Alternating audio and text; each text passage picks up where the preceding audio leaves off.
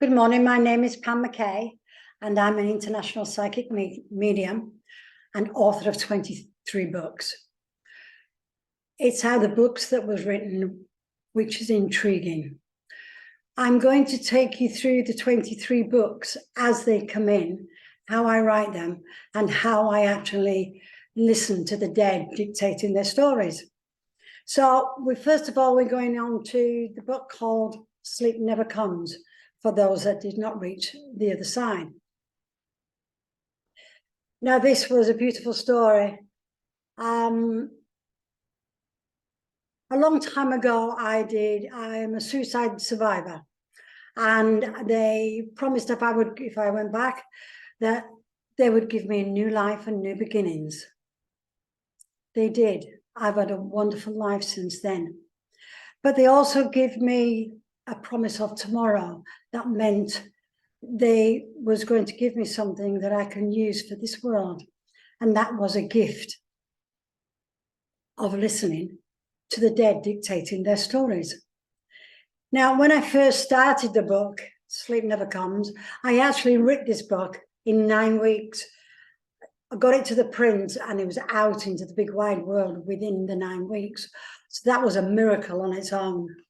I'm not a writer. I'm not even a reader, but I wrote these beautiful stories. Now I shall tell you how it all began. I was writing a shopping list for my husband and we was both always doing the same jobs, you know, when you're working together and he's supposed to do this, I'm supposed to do that. We got all muddled up. So I decided to do a shopping list. And I started the shopping list and I got to milk, bread, and I couldn't write the name potatoes. And I don't know why, it was so simple. And so I leaned back on my stool. I was in the kitchen, on the kitchen top, and I leant back on the stool, and then I closed my eyes, what I thought was a couple of seconds. And then when I opened them and leant back, I had 6 to 9 pieces, can't be that accurate because I couldn't believe it, 9 pieces of paper scribbled on the top of the kitchen bench. And I picked up one piece at a time. And it was a story, and the story was called The Soldier and His Men. I couldn't believe what I'd written.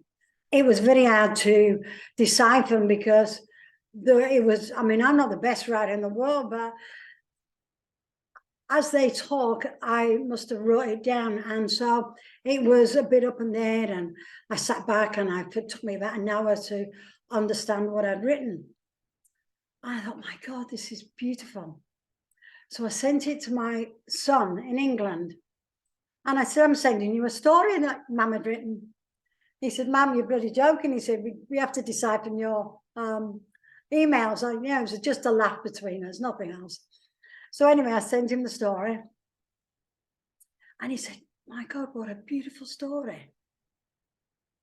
And the story was all about a bouncing bomb and how the bomb had to be dropped at a certain height, certain level, under the ray.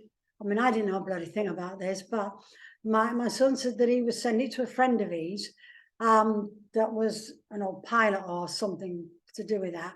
And he had something to do with the RAC in Gloucester as well, where they keep all the records.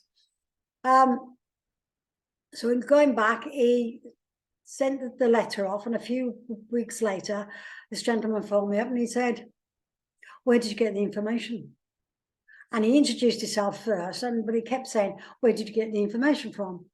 And I didn't have the guts to tell him that I was talking to a dead person because I couldn't believe it myself. But I did. I finally told him that somebody come from over the other side. I said, I can describe him. I can describe where he was. He said, did you see the plane? I said, yeah, but it was broken in 2. He said, was there anything on the plane? I said, it looked like a funny lady with a funny airline head thing. But I said, that's all I could get. And he just said, my God. And he didn't say anything else to me. And he said, if you get any more stories like that, would you send them on for me?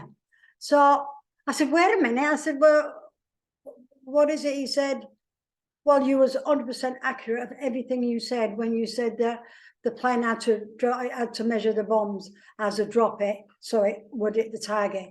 It had to be so many kilograms from the height to the ground. And there were so many things that I'd give him, he just couldn't disbelieve the story.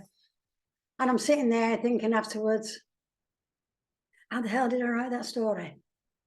And then I got, like everybody else, I got involved with different things. And then all of a sudden, one day I just started to write, and I don't know, and I couldn't stop. And I wrote and wrote and wrote and wrote. And I wrote so many stories that I just couldn't believe it. So this is just some of the stories that came through in that one day. It took me about 2.5 to 3 days to write it and to fill them out what I'd written. The story's 196. This contains like the coal miner's son, who will tell my wife. That's a gentleman that's in the war. Sergeant and his men, to whom it may concern, the whisperer, nowhere to run till we meet again. But these are all individual people stories. They're from children, they're from men, women, mothers, fathers, brothers, sisters. So they're everyday stories.